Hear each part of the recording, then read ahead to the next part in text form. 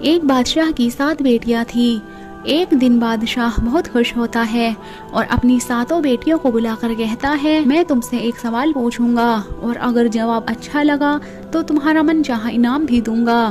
سب ایک قطار میں کھڑی ہو جاؤ اور ایک ایک کر کے بتاؤ کہ تم کس کا دیا کھاتی ہو اور کس کا دیا پہنتی ہو۔ 7 میں سے 6 بیٹیوں نے کہا کہ ابا حضور، آپ کا دیا کھاتے ہیں اور آپ کا دیا پہنتے ہیں، آپ ہی کی وجہ سے ہماری یہ شان و شوکت ہے۔ یہ سن کر بادشاہ بہت خوش ہوا اور سب کو ان کی من پسند چیز دے دی۔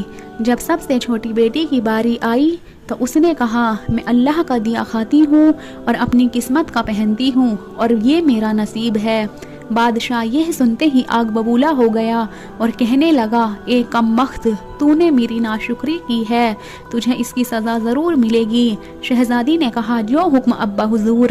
بادشاہ نے سپاہیوں کو حکم دیا کہ جاؤ اسے جنگل میں چھوڑ آؤ، میں بھی دیکھوں یہ میرے بغیر کیسے اللہ کا دیا کھاتی ہے اور اپنے نصیب کا پہنتی ہے۔ شہزادی سے تمام زیورات واپس لے لیے گئے اور خستہ حال کپڑوں میں بغیر کسی ساز و سامان کے بادشاہ کے حکم کے مطابق جنگل میں چھوڑ دیا گیا۔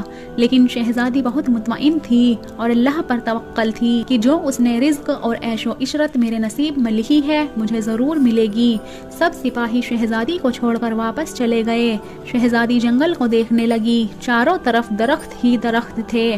شام ہونے کو تھی کہ شہزادی نے سوچا کہ کیوں نہ کچھ لکڑیاں جمع کر لوں تاکہ رات کو آگ جلاؤں، پھر کوئی جنگلی جانور پاس نہیں آئے گا اور رات بھی گزر جائے گی۔ شہزادی جنگل میں لکڑیاں ڈھونڈنے چل پڑی۔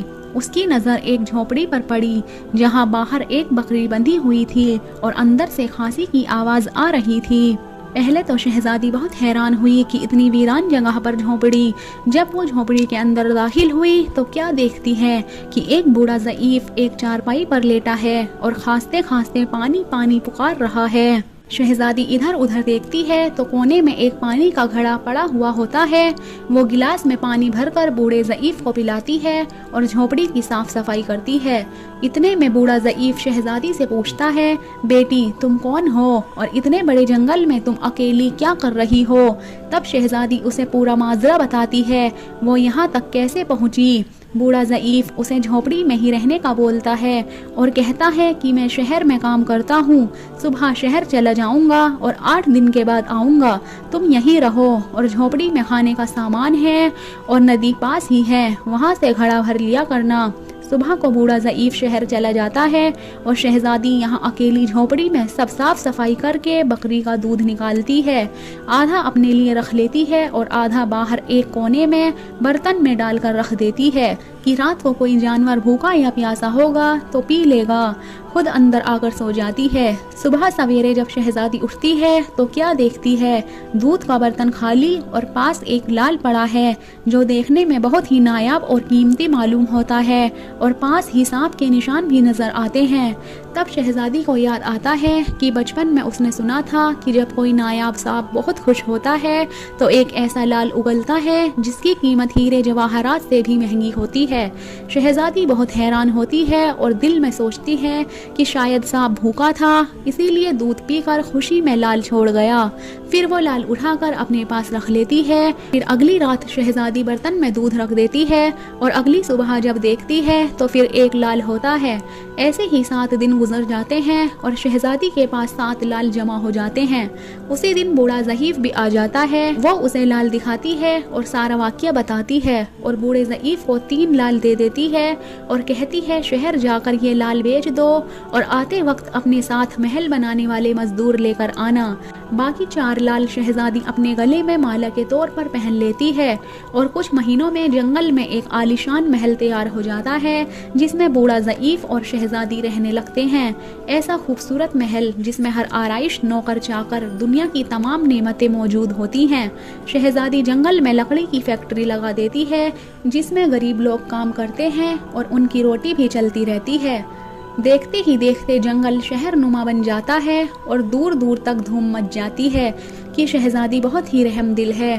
یہ خبر ایسے ہی بادشاہ تک پہنچتی ہے تو بادشاہ کے دل میں اشتیاق ہوتا ہے کہ دیکھو تو صحیح کون سے ملک کی شہزادی ہے جس کی اتنی تعریف ہے۔ بادشاہ سپاہیوں کے ہاتھ شہزادی سے ملنے کا پیغام بھیجتا ہے۔ یہاں شہزادی کے سپاہی جب شہزادی کو بتاتے ہیں تو شہزادی یہ حکم دیتی ہے کہ بادشاہ سلامت ایک ہی شرط پر ہم سے مل سکتے ہیں کہ وہ اپنی تمام بیٹیوں کے ساتھ آئیں۔ سپاہی جا کر بادشاہ کو پیغام دے دیتے ہیں۔ ایک دن بادشاہ اپنی تمام بیٹیوں کے ساتھ شہزادی کے محل جاتا ہے۔ شہزادی ان سب سے چہرے پر نقاب ڈال کر ملتی ہے اور ان کے لیے 7 رنگ کے کھانے پیش کرتی ہے۔ ہر کھانے کے ساتھ اسی رنگ کا جوڑا زیورات پہن کر آتی ہے۔ محل کی شان و شوکت خوبصورت تھی اور شہزادی کا انداز بادشاہ اور تمام شہزادیوں کو بہت حیران اور متاثر کرتا ہے۔ آخر میں بادشاہ شہزادی سے کہہ ہی دیتا ہے کہ تم میری بیٹی کی جگہ پر ہو اور میں تمہارے کہنے پر اپنی تمام بیٹیوں کے ساتھ آیا ہوں، پھر ہم سے یہ پردہ کس لیے؟ بہت اصرار پر شہزادی کہتی ہے ٹھیک ہے میں تیار ہو کر آتی ہوں۔ سب شہزادیاں آپس میں سرگوشی کرنے لگتی ہیں کہ اتنی تو تیار ہے، اتنے مہنگے زیورات تو پہنے ہوئے ہیں اور کتنا تیار ہو کر آئے گی۔